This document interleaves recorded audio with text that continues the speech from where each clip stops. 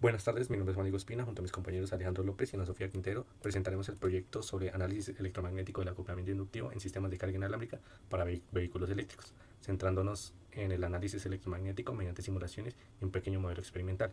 El objetivo fue evaluar cómo variables como la distancia entre bobinas, la frecuencia, el número de vueltas o la geometría del núcleo afectan el sistema. Utilizamos el software FEM para hacer simulaciones 2D del campo magnético y luego complementamos el análisis con una simulación circuital en LT-SPICE. También implementamos un pequeño prototipo experimental para observar el fenómeno de manera práctica. Bueno, modelamos el sistema en FEM, considerando bobinas circulares con núcleo de ferrita, en condiciones idealizadas como materiales lineales y sin cargas libres. Partimos de un modelo base alineado con una separación fija entre bobinas y realizamos barridos de parámetros para analizar su impacto sobre el campo magnético y la eficiencia. Medimos voltajes inducidos, flujo magnético y el coeficiente de acoplamiento K como indicador clave. Algunas consideraciones que tuvimos en cuenta, aunque el problema real presenta variables no ideales, como la presencia de materiales heterogéneos y efectos no lineales, se tuvieron en cuenta las condiciones de alimentación mediante corriente alterna, materiales lineales, homogéneos e isotrópicos, ausencia de cargas libres. Además, el material conductor de las bobinas era cobre, la base de la bobina se modeló como una lámina de ferrita con una permeabilidad relativa de 2000, y el espacio entre las bobinas se definió como aire, y no se incluyeron elementos externos que podrían estar presentes en un entorno real. Como resultados, en el modelo base, que fue con el núcleo de ferrita que era simplemente pues horizontal, y con la configuración anteriormente mencionada, obtuvimos los resultados vistos en pantalla, observando que el flujo magnético se concentraba adecuadamente en el núcleo de ambas configuraciones, aunque con algo de dispersión. Y se obtuvo un factor de acoplamiento de 0.35, que era algo de esperarse, basados en lo que vimos en la normativa que se tiene para cargadores inalámbricos en vehículos eléctricos. Luego la primera variación que hicimos fue variando la geometría del núcleo.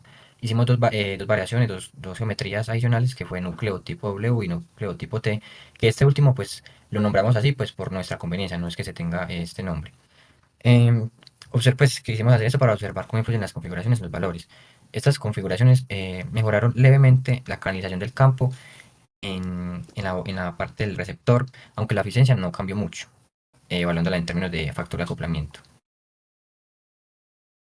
Luego hicimos variación separando las bobinas.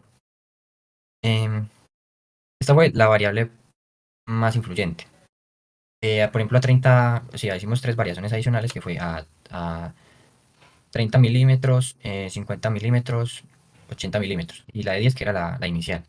Observamos que a menor distancia se mejoran pues todos los parámetros de campo, de voltaje inducido y factor de acoplamiento, obteniendo por ejemplo un 0.82 en 30 milímetros.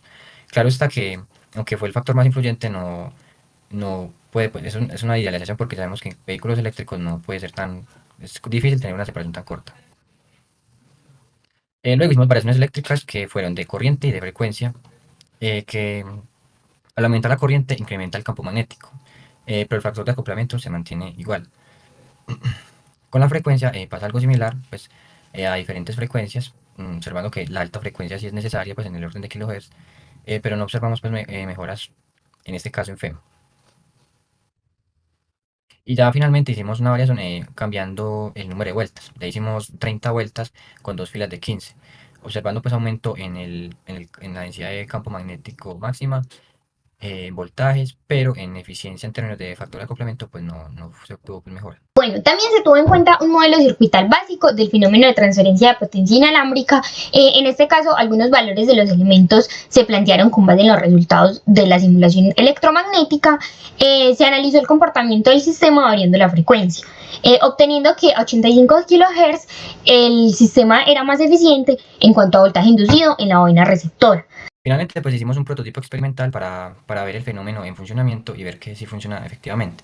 Hicimos un circuito donde hacíamos una parte de generar pulsos de alta frecuencia para alimentar una bobina transmisora, y mediante una bobina receptora prender un LED. Previamente hacen una etapa de rectificación también para medir voltajes. Como se muestra pues en pantalla, vemos cómo el fenómeno pues funciona, y vemos la implicación de la distancia entre las bobinas en el funcionamiento, o en el voltaje inducido, y cómo es influyente esta parte. Para finalizar, este trabajo nos permite analizar y a través de simulaciones electromagnéticas en 2D cómo se comporta el acoplamiento inductivo en sistemas de carga inalámbrica para vehículos eléctricos. Se estudiaron variables como la corriente, la frecuencia, la geometría de las bobinas y el núcleo magnético. Los principales hallazgos fueron: la distancia entre las bobinas es el factor más crítico. A mayor distancia, menor eficiencia en la transferencia de energía.